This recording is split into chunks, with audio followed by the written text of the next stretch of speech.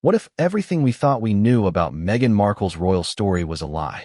What if the dazzling smile, the elegant curtsy, the whispered devotion to duty and service was nothing more than a carefully staged performance, and the truth had been sitting quietly with her mother all along? Now imagine hearing that mother finally speak, finally reveal the words that would send a shockwave through Buckingham Palace and across the UK. She never intended to stay. She told me, "I just need to get in, then I'm out." But before we continue, please subscribe and turn on the notification bell for updates. That's the bombshell. That's the revelation. And that's the story you're about to hear. Because in this tale, it isn't the Queen, it isn't Prince Charles, it isn't William or Kate who shatter the illusion. Picture Meghan stepping onto the world stage in her white engagement coat beside Harry. The cameras zoomed in on their clasped hands, on the sparkle in her eyes, on the way she said she wanted to hit the ground running. Britain was charmed. America was ecstatic. The palace seemed to breathe a sigh of relief, a young, glamorous couple ready to take on the mantle of modern royalty. But behind that perfect photograph, Doria now suggests, Meghan was already thinking 3 moves ahead. She used the palace like a movie set. That line alone changes everything. Because once you frame it that way, every detail looks different. The balcony appearances? A scene. The garden parties? A scene. The carefully choreographed charity work? A scene. And Harry? The co-star. Now, let's not forget how good Meghan is at this. This is a woman trained in Hollywood. A woman who spent years understanding how to sell emotions, how to craft expressions that tug at an audience's heart. Do you remember her famous speech about female empowerment at the UN?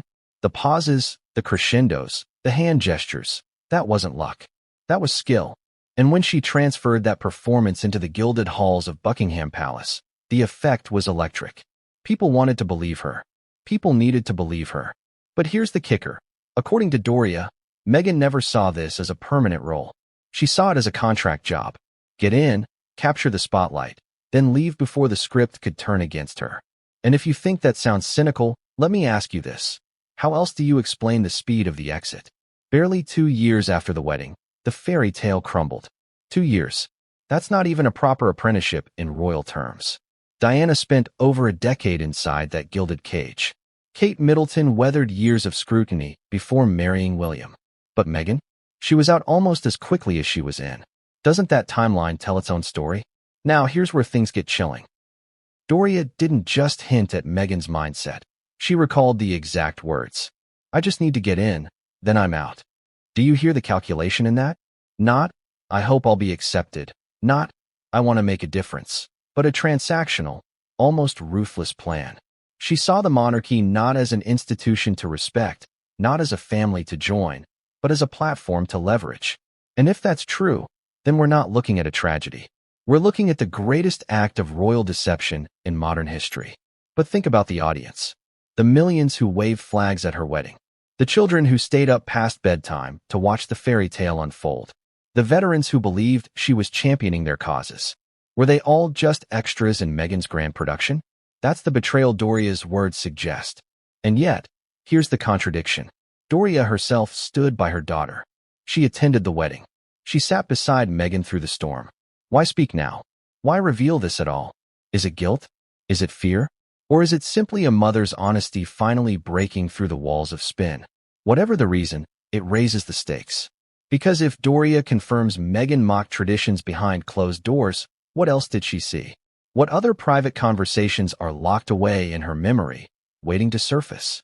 I want you to imagine for a moment the royal aides, the courtiers who spent endless hours preparing Meghan for royal duties. The etiquette lessons, the rehearsal curtsies, the carefully written speeches. And now imagine Meghan leaving those sessions, calling her mother, and laughing at the absurdity of it all. If that image doesn't sting, it should. Because it suggests that the very traditions she claimed to embrace were little more than props in her personal theater. And here's the irony. Meghan positioned herself as anti-Hollywood when she entered the palace.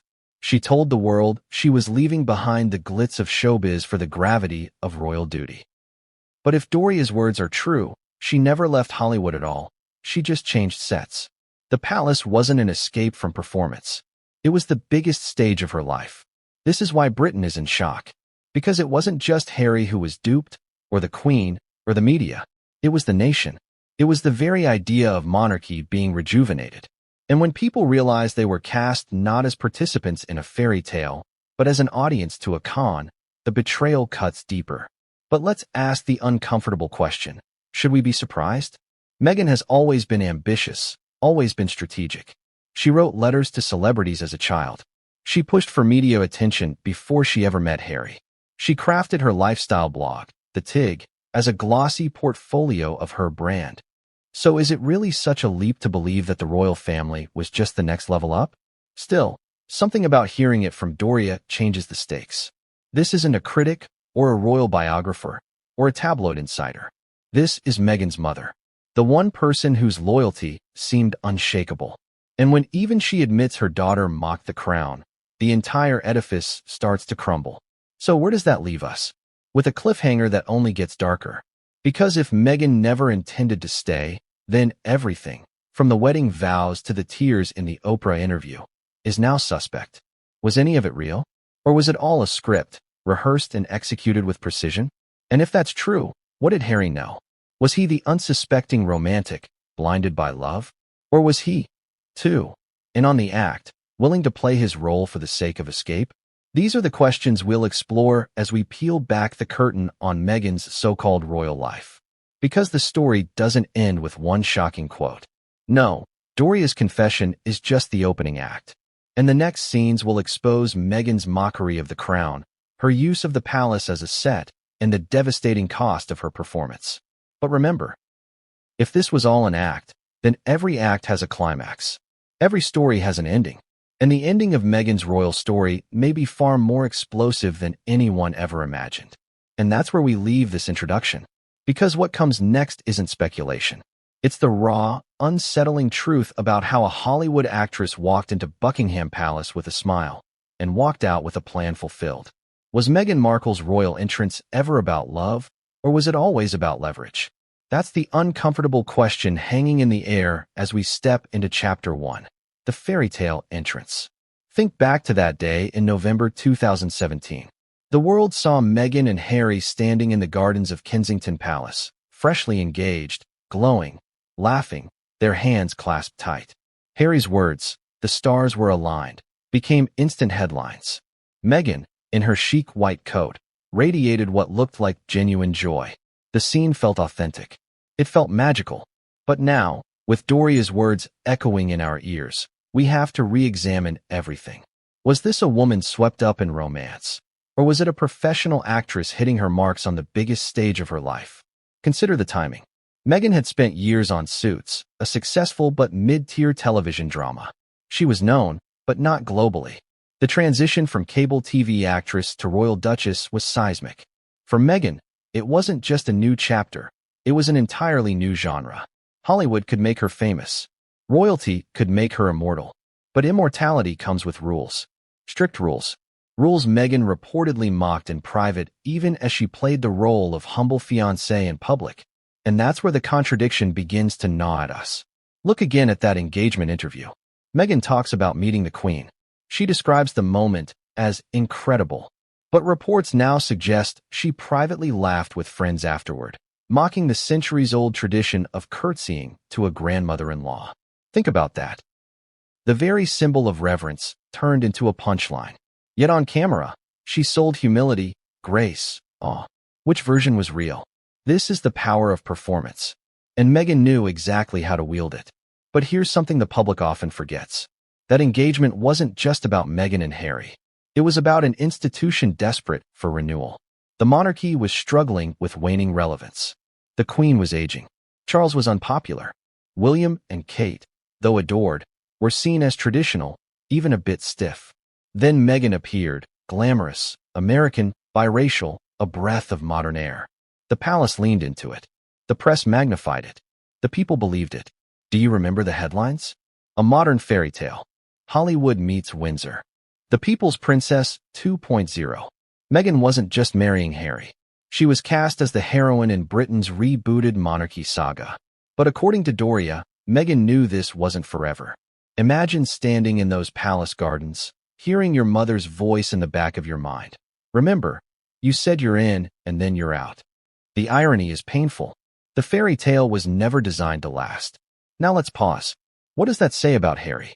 Was he, too, part of this performance?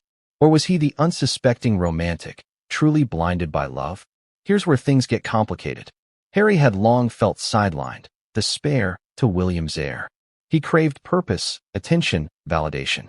Meghan offered him all three, and in dazzling form. She didn't just love him. She spotlighted him. In interviews, she leaned on him, looked at him like he was her entire world. For a man who had spent his life playing second fiddle, that must have been intoxicating. But intoxicating for love, or intoxicating for control? Remember that famous moment during their first post-engagement interview, when Harry insisted Meghan had already met the Queen? He smiled with pride. Meghan laughed lightly, adding details about the corgis running around. It was endearing. Yet whispers behind palace walls suggest Meghan later dismissed the entire episode as overblown. Again, the public image, carefully polished. The private commentary, dismissive. Isn't that a contradiction worth pausing on? Let's go deeper. The wedding itself, May 19, 2018. The spectacle was almost mythic. A choir singing "Stand By Me." A gospel preacher booming about love. Meghan walking down the aisle in Givenchy. Britain fell head over heels. But if Doria's revelations are true, then Meghan may have been mentally cataloging the entire event not as sacred vows, but as powerful optics. She knew millions were watching. She knew the symbolism mattered. And she knew exactly how to play it. Here's a question for you. Do you remember Meghan's subtle pause at the altar, the way she gazed into Harry's eyes before saying, "I do"? People swooned.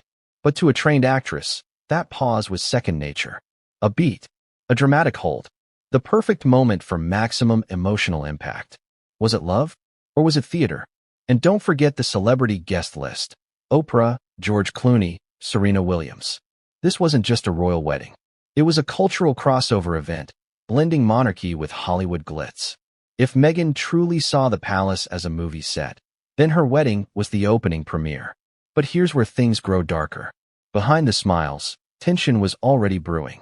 Staff reportedly whispered about Meghan's demands, her insistence on changes, her disregard for long-standing traditions.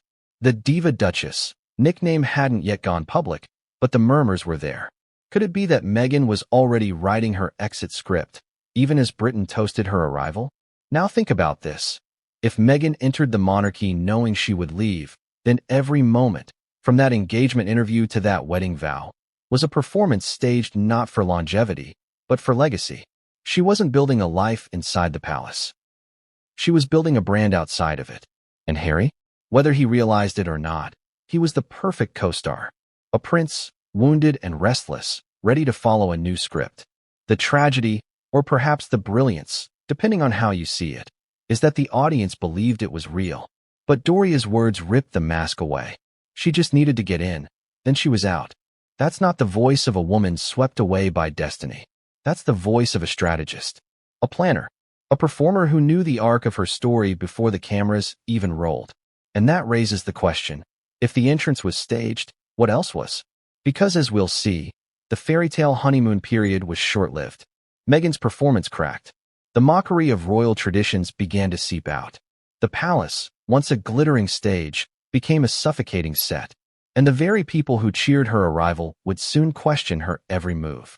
But before that unraveling began, Meghan had one more act to play, one that would cement her image in Britain forever. And it starts with the shocking words she whispered to her mother, words that Doria has now brought into the light. Because when the mask slips, what's revealed isn't always ugly. Sometimes it's colder. Sometimes it's calculated. And sometimes it's so meticulously planned that even a royal wedding, the ultimate fairy tale, becomes nothing more than Act One of an escape plan. What kind of person curtsies before the Queen with a dazzling smile, then laughs about it behind closed doors? That's the provocative question that pulls us straight into Chapter 2, The Mother's Confession. If the fairy tale entrance was Act 1, then Doria Ragland's words are the backstage whisper that rewrites everything we thought we saw. Picture the scene. A quiet living room in Los Angeles. Meghan on the phone, her voice lowered, excitement bubbling under the surface. On the line, her mother, the one person she trusted implicitly. She wasn't the Duchess here. She wasn't the radiant bride-to-be. She was simply Meghan, strategizing with the woman who raised her. And then, she said it. The line that would echo years later like a thunderclap. I just need to get in. Then I'm out. Chilling, isn't it? Not a romantic confession. Not a daughter overwhelmed by destiny. But a plan, articulated with cold clarity. Let's linger here. What does it mean when someone sees the most ancient monarchy in the world not as a family to join, but as a door to push through? Meghan wasn't dreaming of royal duty. She wasn't marveling at tiaras. She was thinking like a strategist. To her, the monarchy wasn't an institution. It was an opportunity. And Doria, her mother, heard it all. Now, here's where the contradictions start to sharpen. Publicly, Meghan gave interviews dripping with humility. She said she was honored to be welcomed into the family. She said she felt embraced. She painted the story of a woman stepping into tradition with grace. Yet privately, she was mocking those very traditions. She was laughing about the rituals, sneering at the pomp, and confiding to her mother that this was never a forever home. So why didn't Doria say anything then? Why smile politely at the wedding, sitting alone but dignified in that green ensemble, knowing the truth? Was it loyalty to her daughter? Was it fear of what would happen if she revealed too much? Or was it the same thing that captivated millions, the desire to see Meghan rise, no matter the cost?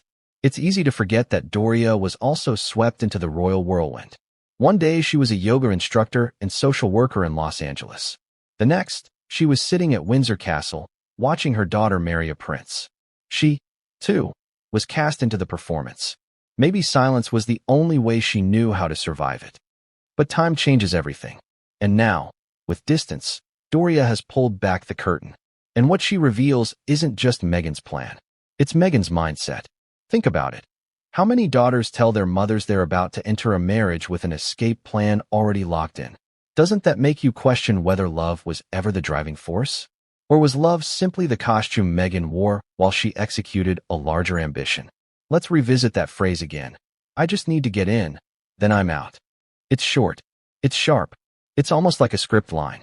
And it perfectly encapsulates what Doria now suggests Meghan's marriage was always about. Getting into the palace. Using its spotlight. Then getting out before the role became too suffocating. Here's the irony. Meghan sold herself to the public as the dutiful duchess, willing to embrace centuries of tradition. She talked about baking banana bread for farmers in Australia. She smiled as she accepted bouquets from school children. She bowed her head in reverence at the cenotaph. And yet, if Doria is telling the truth, Meghan saw those moments not as duty, but as performance. To her, the banana bread wasn't tradition. It was optics. The bowed head wasn't reverence. It was acting. And you believed it. We all did. Let's be honest, who wouldn't? Meghan is captivating. She knows how to hold an audience. Her charm is undeniable. But here's where it stings. If the charm was calculated, then every heart she won along the way wasn't the triumph of authenticity. It was the triumph of manipulation. And that's why this confession matters. Because if Meghan's own mother confirms that the plan was always to leave, then the betrayal isn't just against the royal family. It's against the public who believed in her. But let's ask the uncomfortable question. What about Harry? Did Meghan tell him to? Did she ever whisper to him in the quiet moments, "This is temporary"? Or was he, too, kept in the dark, a pawn in her bigger scheme? Doria doesn't say. But the silence on that point only makes the question louder. Here's where things grow even more complicated. Some argue that Doria herself may have benefited from this plan. After all, she was vaulted into a new world because of Meghan's royal marriage. She gained prestige, invitations, recognition. Did she quietly approve of Meghan's strategy because it elevated her, too? If so, her later confession isn't just honesty. It's guilt. But guilt or not, the damage is done.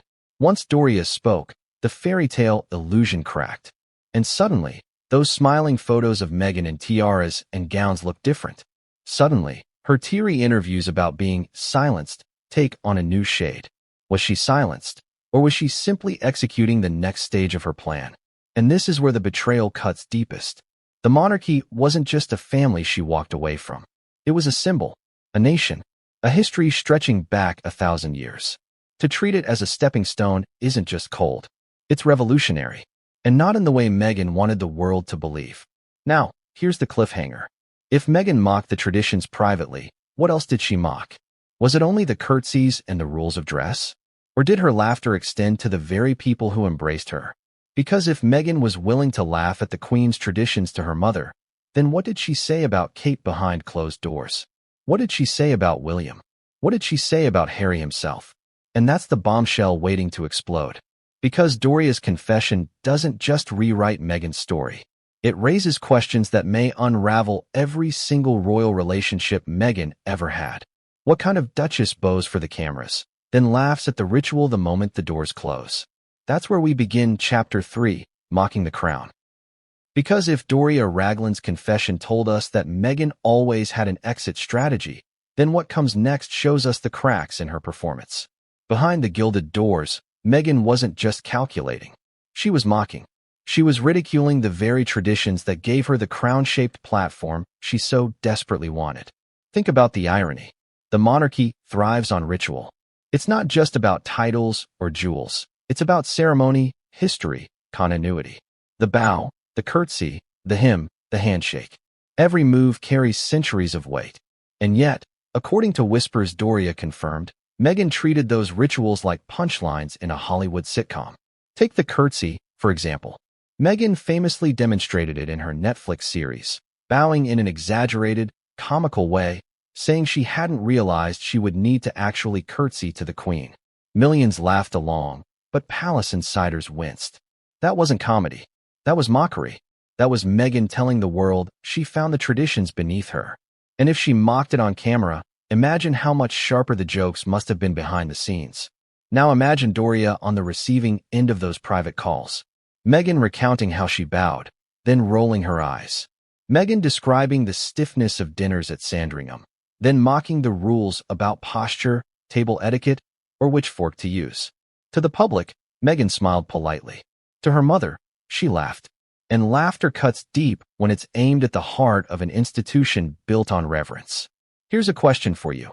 What happens to respect when it's hollow? When someone smiles sweetly at the Queen but privately jokes about her age, her dogs, her outdated protocols, does that smile still mean anything? Or is it worse than open disrespect, because it's laced with deception? And think of the people Meghan was mocking to her mother. These weren't strangers. They were the family she had supposedly married into.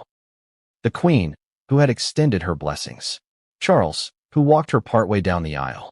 William and Kate, who welcomed her with formality, even caution. Meghan didn't just laugh at traditions. She laughed at them. This contradiction is the heartbeat of the scandal. In public, Meghan spoke of duty, service, gratitude. In private, she rolled her eyes. Publicly, she said she respected the crown. Privately, she dismissed it as costume jewelry for a role she didn't take seriously. And when Doria revealed these details, the illusion shattered. But here's where it grows even darker. Meghan didn't just mock traditions. She weaponized them. When she sat with Oprah and spoke of being silenced, when she lamented the formality of the institution, she used the very rituals she mocked as evidence of her victimhood. She twisted them into bars of a cage, while simultaneously ridiculing them to her mother. Isn't that the height of hypocrisy? To scorn the rituals, and then later claim to have been crushed by them? Now let's remember, Meghan wasn't the first outsider to enter the crown's world. Diana struggled. Sarah Ferguson rebelled. Even Kate endured years of press mockery before finally being accepted. But here's the difference. They respected the crown, even when it hurt them. Meghan? She laughed at it while pretending to honor it. And that's a betrayal not just to the monarchy, but to the millions who believed her humility. Do you remember the Commonwealth Day service in 2020, Meghan's last official royal engagement? Cameras captured her bowing slightly, smiling tightly, dressed in emerald green. The public saw grace under pressure. But by then, reports suggest Meghan was already ridiculing the entire process in private. That bow wasn't respect. It was sarcasm disguised as ceremony. And Doria, if anyone, would have known. This is why the UK is reeling. Because once the mask slips, the memory of every bow, every curtsy, every Your Majesty feels tainted. Was it ever sincere? Or was it all part of the act? And here's the kicker. Meghan wasn't just mocking British traditions. She was mocking the people who hold those traditions sacred. The veterans who salute. The children who wave flags. The pensioners who queue in the rain to glimpse the Queen. To them, the rituals matter. To Meghan, they were props. That's the sting of betrayal. But let's not forget, Meghan didn't come from ignorance. She wasn't clueless about what royal life would entail. She studied. She rehearsed. She knew. And if Doria is right, she didn't misunderstand the monarchy. She underestimated it. She thought she could outshine it. So let me ask you this. Is mocking a system while benefiting from it worse than openly rejecting it? Meghan could have declined the crown. She could have walked away before marrying Harry. But instead, she mocked it in private while exploiting it in public. That's not rebellion. That's manipulation. And yet, here comes the contradiction again. Millions still adore her. Millions still defend her. They see her as a woman crushed by a cold institution. But Doria's confession reframes the story. Meghan wasn't crushed. She was sneering. She wasn't silenced. She was scripting her next act. Which leads us to the next disturbing question. If Meghan mocked the crown to her mother, who else heard her? Did she confide in Hollywood friends? Did she laugh about it with Oprah before the cameras rolled? Did she use those jokes to charm American elites, even as Britain wept at her departure? Because if those private jokes spread beyond Doria, then the act wasn't just betrayal. It was humiliation. For the crown. For the queen. For the nation. And that, right there, sets up the next chapter. Because mocking the crown was only the beginning. Meghan didn't just laugh at the traditions. She reimagined Buckingham Palace as something else entirely. Not a home, not a throne, but a film set. And once you see the palace through that lens, every balcony wave, every christening photo, every grand procession takes on a sinister new meaning. What would you say if I told you Buckingham Palace wasn't Meghan Markle's home? It was her film set. That's where we begin Chapter 4, Palace as a movie set. Close your eyes for a moment and picture it. The grand marble staircases, the gilded ceilings, the velvet chairs in drawing rooms that have hosted world leaders, kings, queens, presidents, and popes. For the Windsors, those rooms are symbols of continuity. For Meghan, they were backdrops. They were sets. She treated the palace as if it were Paramount Studios, with centuries of tradition serving as nothing more than scenery for her personal narrative. This isn't speculation. This is the implication behind Doria's words. When Meghan said she just needed to get in, then she was out. She wasn't talking about joining a family. She was talking about gaining access to the grandest stage in the world. And what is a stage without props, lighting, and scenes? That's what Buckingham Palace became in Meghan's eyes, the ultimate soundstage. Let's rewind to those first iconic photographs. Meghan standing on the palace balcony for Trooping the Color. The tiara sparkling under the summer sun. The carriage rides, the waves, the smiles. To us, those moments look like duty. To Meghan, they looked like carefully choreographed shots in a film where she was the leading lady. She knew where to look, how to tilt her chin, when to smile. And Harry? He was the perfect supporting actor. Here's the question that stings. If Meghan saw the palace as a set, then were the people, the courtiers, the aides, even the royals themselves, just extras in her production? Think about it. Staff whispered that Meghan barked orders, that she treated them less like employees of the crown and more like stagehands on her Hollywood crew. Wasn't that the same mindset? She wasn't living inside history. She was directing it. And let's not forget how PR savvy she was. Meghan didn't stumble into good press. She courted it, manipulated it, staged it. Do you remember that moment on a royal tour in South Africa when she delivered a speech about women's empowerment, tears welling in her eyes? It made headlines across the globe. But those who worked with her insist it was rehearsed, polished, and timed to perfection. Like a monologue. Like a script. Now imagine being Doria, hearing your daughter joke on the phone about playing Duchess, or about how stiff royal dinners felt like a period drama without good dialogue. For Meghan, these weren't sacred traditions. They were sets to be rearranged, costumes to be critiqued, lines to be delivered. Isn't that what makes this betrayal cut so deep? The palace has survived wars, scandals, abdications, even the death of Diana. But rarely has it been used so blatantly as a stage by someone who never intended to respect it. And here's the cruelest irony. Meghan marketed herself as the anti-Hollywood Duchess. She said she left acting behind. She claimed she wanted something real, something meaningful. But in truth, she never stopped acting. She just changed genres. From scripted drama on cable television to unscripted drama on the world's grandest stage. Now, think about the wedding again. The veil, the choir, the celebrity guests. Was that ceremony a vow? Or was it a premiere? Was the world watching a union of love, or the launch of Meghan's new global brand? And if the palace was her set, then that wedding was the pilot episode, and oh, did it hook the audience? But there's another layer to this. So let's get torn down. Productions wrap. What happens when the palace realized Meghan wasn't really in character for the long haul? What happens when aides saw through the performance? When cracks appeared in the role?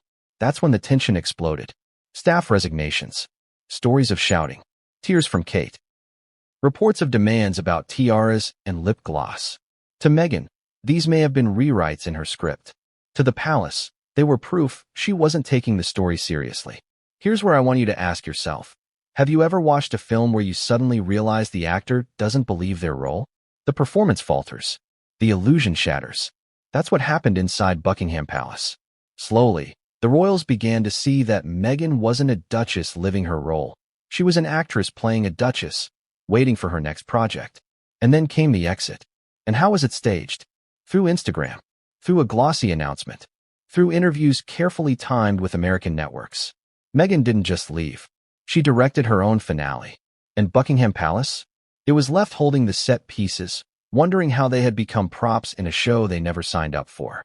But let's not miss the real cliffhanger. If Meghan treated the palace like a movie set, then what was Harry? Was he the romantic lead? Or was he just another co-star in a story that Meghan had already planned to end? For centuries, the monarchy has thrived on roles. The heir, the spare, the queen, the consort. Every person has their place. But Harry always wrestled with his. Overshadowed by William. Haunted by Diana's memory. Hungry for purpose but often painted as the rebellious prince. And then Meghan came along. To him, she seemed like the one who finally saw him not as the spare, but as the star. Or did she? Because if you listen closely to Doria's confession, a chilling possibility emerges. Meghan never saw Harry as the center of the story. She saw him as her ticket into the palace. The co-star she needed to get the role of a lifetime. Think back to those early interviews. Meghan gazed at Harry like he was her whole world.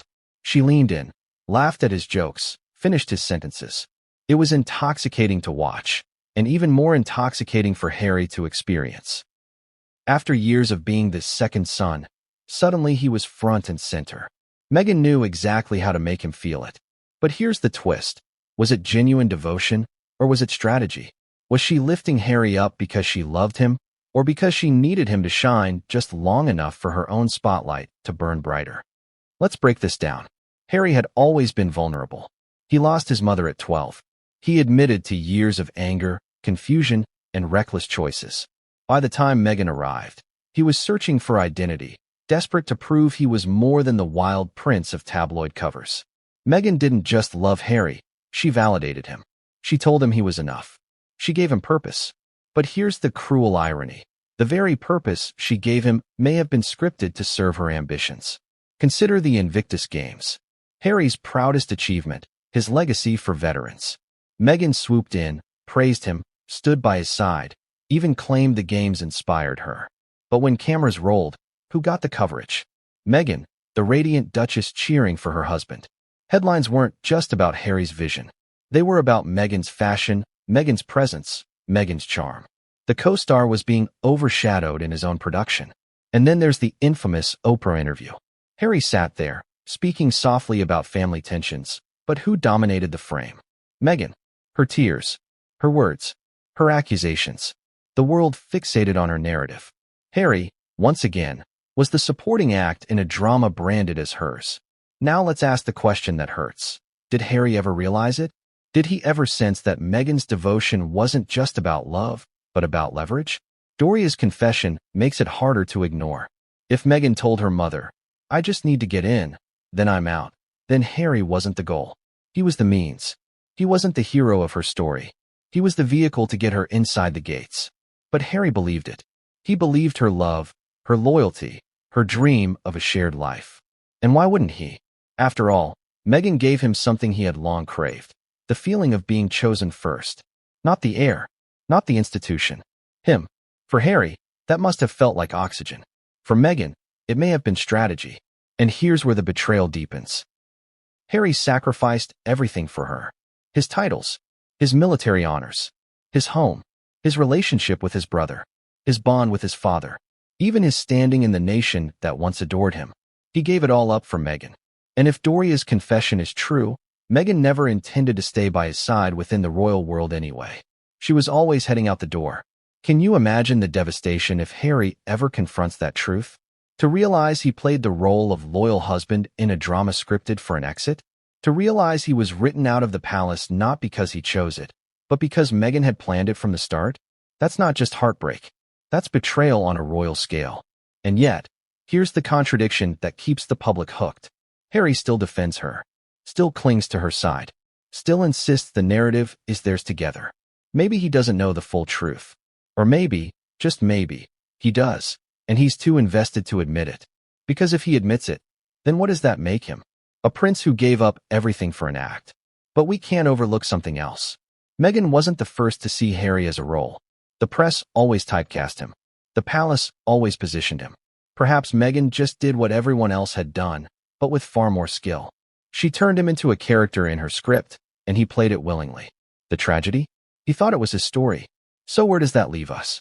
With a man who may have sacrificed his destiny for a woman who always planned to walk away. And a woman who may have loved him, yes, but loved her own ambition more. And here's the cliffhanger. If Meghan saw Harry as a supporting role, then who was supposed to be the true star of her show? Happens when a role is played so convincingly that even the critics believe it? That's where we begin Chapter 6, The Image of Duty. From the very start, Meghan Markle painted herself as the dutiful Duchess, the outsider who embraced centuries of tradition, the new royal who would bring compassion, modernity, and humility to the crown. The world ate it up. The media splashed glowing headlines. Crowds cheered. Children waved flags with her face on them. For a moment, she seemed to embody everything the monarchy needed. But now, with Doria's confession hanging in the air, we're forced to ask, was it ever real? Or was it all part of the act? Let's rewind to those early tours. Australia, New Zealand, Fiji, Tonga. Meghan cradling her baby bump. Meghan baking banana bread for farmers. Meghan delivering speeches about women's empowerment, her voice catching at just the right moments. The press marveled at her stamina, her authenticity. Headlines proclaimed, "A star is born for the royal family." But was it sincerity, or was it performance? Think about the precision. The banana bread wasn't just banana bread. It was a prop, a relatable act of kindness designed to melt hearts and dominate the news cycle. The speeches weren't off the cuff. They were rehearsed, refined, performed like monologues on a global stage. Even the baby bump itself became a focal point, paraded and photographed with deliberate flair. Every detail crafted, every moment orchestrated. And the audience, the world, believed it. But here's where the contradictions start to bite. Behind the curtain, aides were reportedly exhausted. Staff described her as demanding, even ruthless. Turnover in her team was shockingly high. Rumors of tears and shouting matches swirled. So which was the real Meghan? The glowing Duchess smiling as she hugged schoolchildren, or the frustrated boss berating her staff minutes before stepping onto the stage? Here's where Doria's revelation sharpens the picture. If Meghan confessed privately that she never intended to stay, then the image of duty wasn't just polished. It was hollow. The curtsies, the speeches, the smiles, they weren't signs of devotion. They were rehearsed gestures meant to sell the brand of humble Duchess, while the exit plan was already in motion. Doesn't that sting a little? To realize the very moments that melted hearts around the world might have been crafted with the cold precision of a PR strategy? Now let's talk about the charities. Meghan positioned herself as a champion of causes, women's rights, mental health, racial equality. Worthy, noble causes. And she did shine in those roles. Her words resonated. Her presence drew attention. But ask yourself, how many of those causes stayed with her once she left the palace? How many were quietly dropped when the cameras turned away? If duty was real, wouldn't it have endured beyond the palace walls? And then there's the famous line Meghan delivered during her royal farewell. It is not enough to simply survive. You've got to thrive. It was hailed as bold, brave, inspiring. But in hindsight, it reads differently. Was that a declaration of resilience? Or was it a line from a script she had been writing all along? A justification for leaving the role she never truly wanted? Let's pause here and ask a direct question. Can duty ever be faked? If someone performs it convincingly enough, does it still count? Or is duty, by definition, something deeper, something you live, not something you play? Meghan blurred that line, and Doria's confession suggests she knew exactly what she was doing. But here's where the tragedy sharpens. Britain believed her. The monarchy believed her. Even Harry believed her. They all saw the glow of sincerity and mistook it for truth. They invested in the image of duty, only to discover later it was a performance designed to end. And yet, here's the contradiction again. The performance worked. For a time, Meghan revitalized the monarchy. She made it glamorous, relatable, international. If it was all an act, then it was one of the most successful performances of the decade, which raises a disturbing possibility. Maybe the palace wanted the performance as much as Meghan wanted to give it. Maybe both sides were willing to play the game, until Meghan decided to walk away. But walking away has consequences. Because when you abandon the image of duty, you don't just leave behind a role. You leave behind trust. And the public, once charmed, began to feel betrayed. Which leads us to the cliffhanger. If Meghan's image of duty was crafted, hollow, and temporary, then what happens when that image starts to crack in public? What happens when the smiling Duchess can't hide the tension, when the performance falters, when the world sees glimpses of the woman behind the role? For a while, Meghan's performance was flawless. The banana bread, the speeches, the picture-perfect photos, they all worked. The audience believed. The palace tolerated. The press marveled. But even the best actors falter when the role becomes too heavy. And Meghan's mask began to crack faster than anyone could have predicted. Let's start with the first whispers. Staff resignations. Aides leaving in tears. Anonymous briefings about a duchess who was difficult, demanding, impossible to work for. At first, the palace tried to contain it. Every royal has tensions with staff, right? But the leaks kept coming. Stories of 5 a.m. texts, shouting matches over scheduling, aides reduced to tears. The glowing Duchess image didn't match the stories from behind the doors. The contradictions grew louder. Now imagine this. Meghan stepping out of Kensington Palace for a charity event, her smile dazzling, her outfit perfectly tailored, cameras flashing. She waves, she hugs, she kneels down to greet children.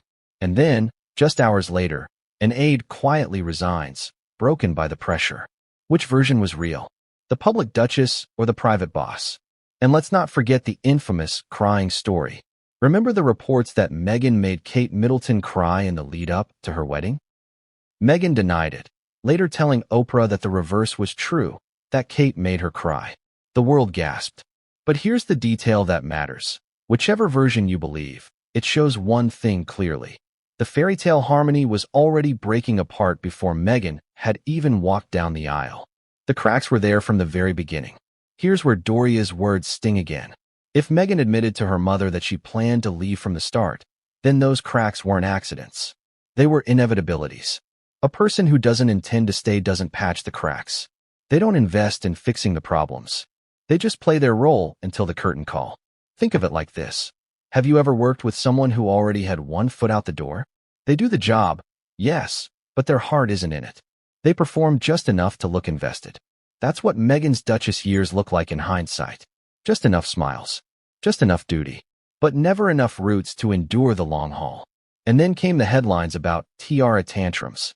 Meghan reportedly clashing with the Queen's dresser over which tiara she could wear for her wedding. Harry allegedly snapping. What Meghan wants, Meghan gets. Small story.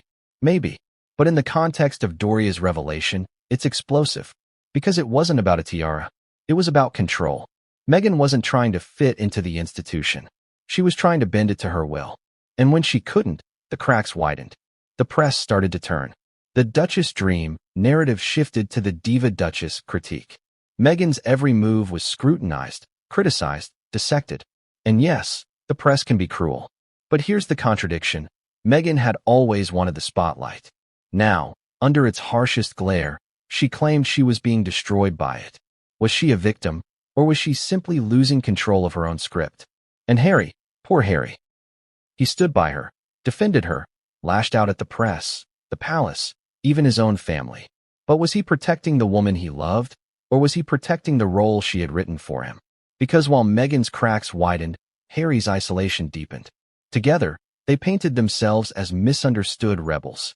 But behind the scenes, even insiders began to question, was Meghan unraveling, or was this part of the plan all along? Here's the irony. The cracks in Meghan's facade didn't weaken her brand outside the palace. They strengthened it. The more the UK press attacked her, the more America embraced her. The victim narrative took hold. The Duchess under siege. The modern woman crushed by outdated tradition. Was that the breaking of a woman, or the perfect pivot in her storyline? That's the genius and the cruelty of it all. Because if Meghan had always intended to leave, then the cracks weren't flaws. They were stepping stones. Every resignation, every feud, every press attack, they all became bricks in the exit ramp she was already building. But the palace couldn't see it then. They thought they were dealing with a struggling duchess, someone they could rein in, support, rehabilitate. They didn't realize they were dealing with a woman already rehearsing her final act. And that final act was about to begin. Because once the cracks became impossible to hide, Meghan didn't patch them. She turned them into an excuse. An exit ticket. A reason to walk away from the role she had played so convincingly. And that's where we go next. The exit strategy. The moment Meghan stopped pretending to be the dutiful duchess and started scripting her way out of the palace. By now, the cracks in Meghan's performance were showing. The tiara tantrum, the Kate crying story, the staff resignations. But while the palace scrambled to hold things together, Meghan was already looking toward the door, not stumbling out in desperation, but walking out with precision, step by step, line by line, as if she had been rehearsing the entire scene long before the curtain rose. Think about the speed of it all. Married in 2018, pregnant within months, global tours, Oprah by 2021, out of the monarchy completely in less than 2 years. For most royals, 2 years isn't even enough time to find your footing. But for Meghan, 2 years was the script. Act 1, enter. Act 2, shine. Act 3, exit. Let's piece this together. Remember Doria's words. I just need to get in, then I'm out.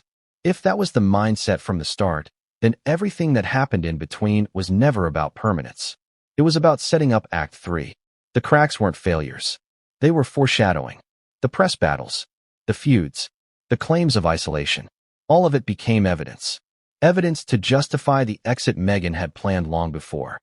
And how was the exit staged? Through one of the slickest rebrands in modern history.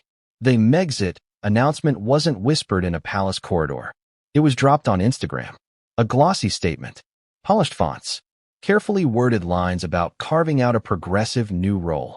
Doesn't that sound less like a family decision and more like a Hollywood press release?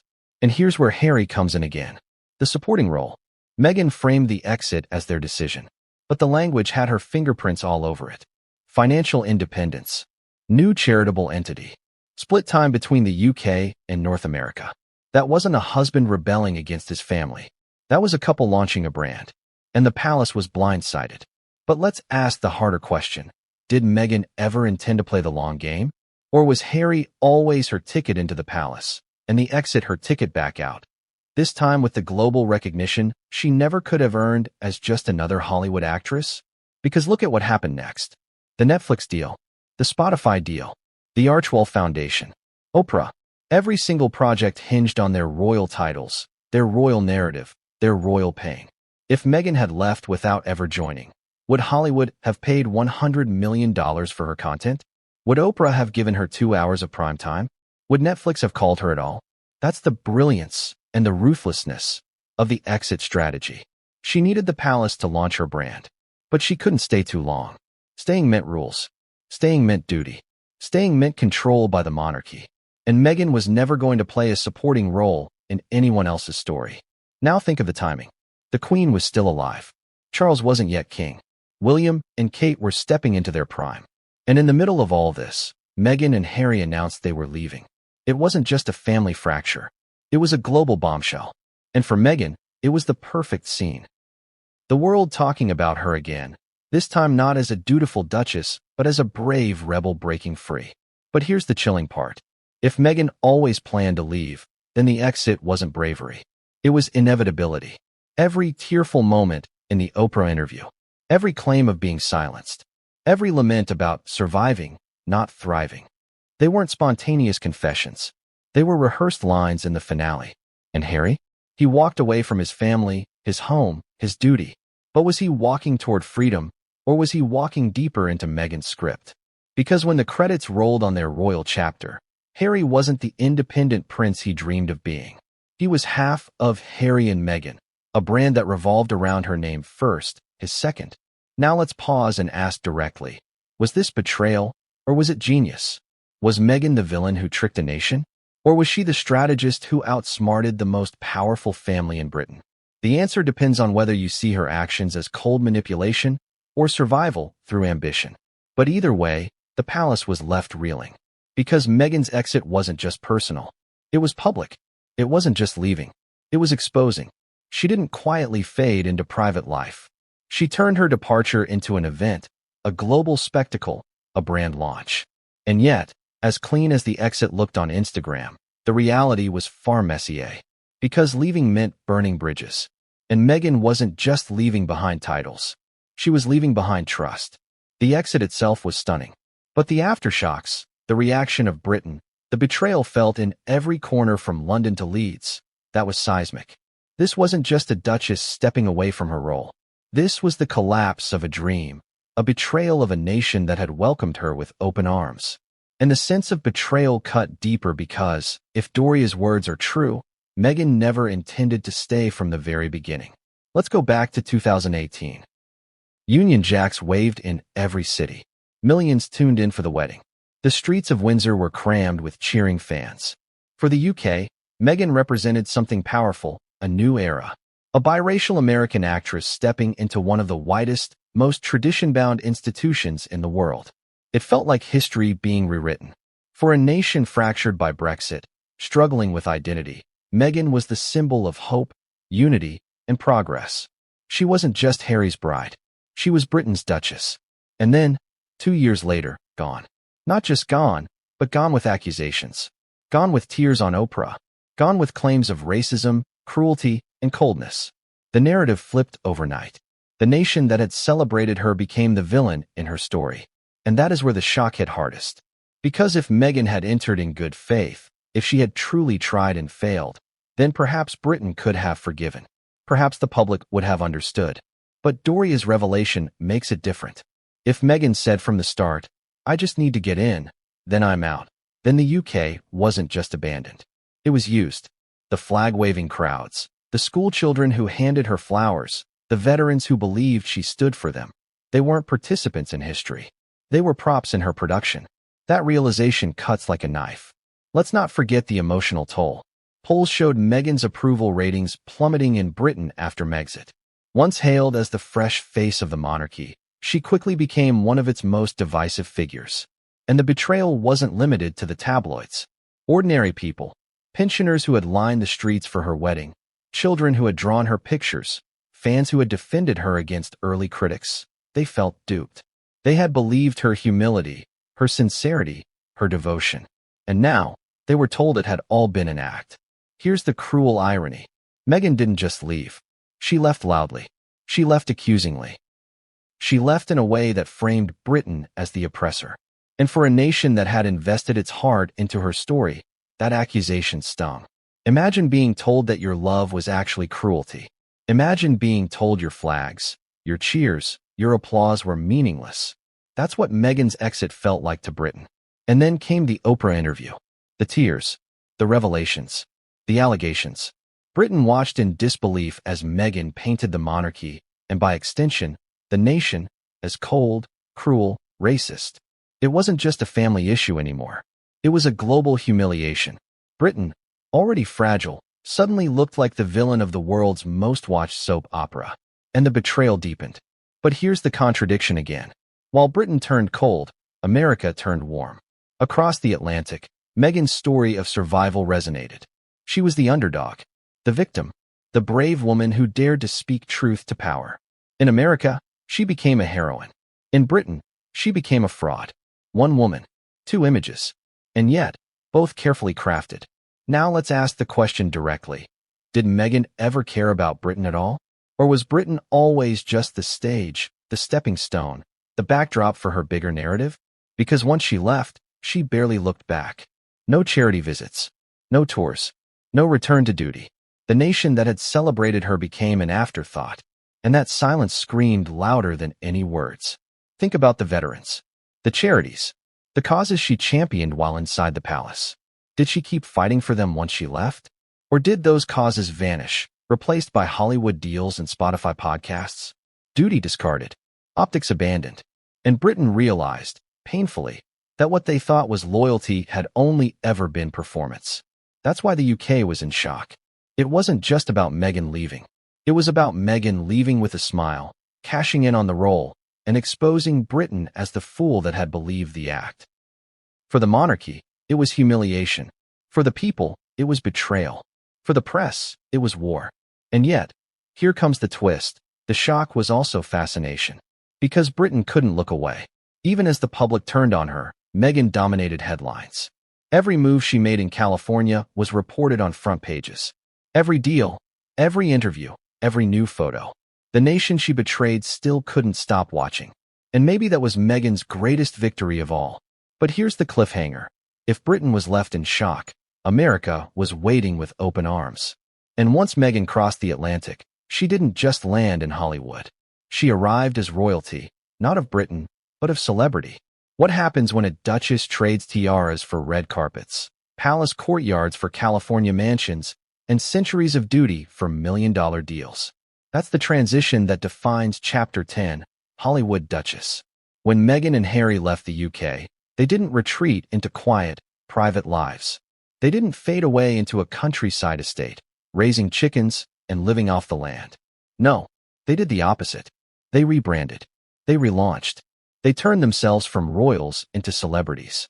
And Meghan, always the strategist, was at the very center of it. Think about how fast it happened.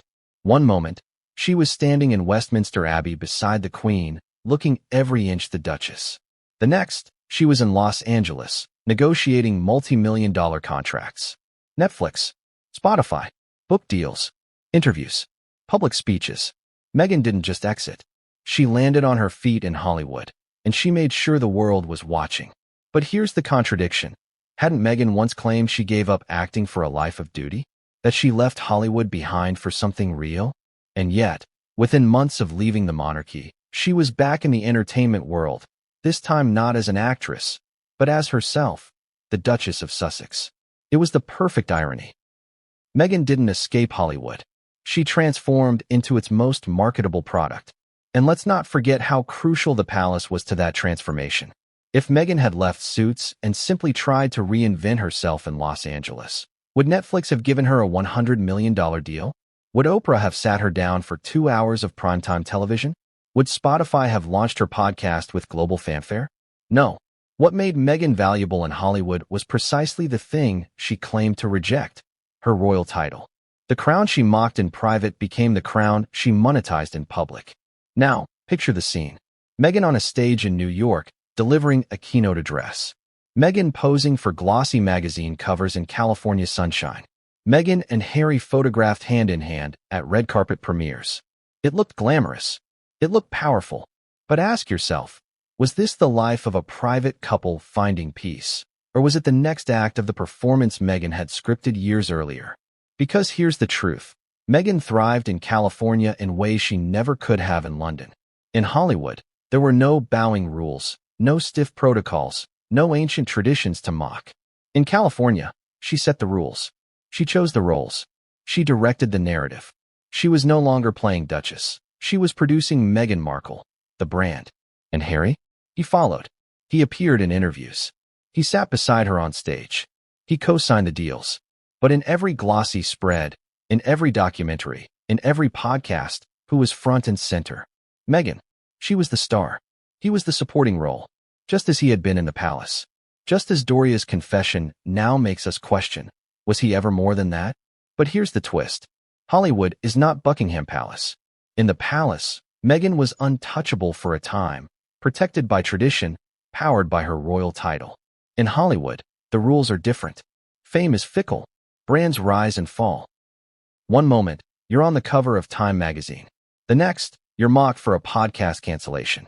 Hollywood giveth, and Hollywood taketh away. And Meghan discovered that quickly. The Netflix project struggled. The Spotify deal ended with executives calling the couple grifters. Public opinion began to sour. Suddenly, the Hollywood Duchess wasn't as invincible as she seemed. She had walked away from the stability of the crown for the volatility of celebrity. And in doing so, she revealed her true hand. Because now the question became unavoidable. Had Meghan ever loved the palace? Or had she always loved the spotlight? Was she ever truly devoted to duty? Or was duty just the vehicle to get her back where she always wanted to be, at the center of attention?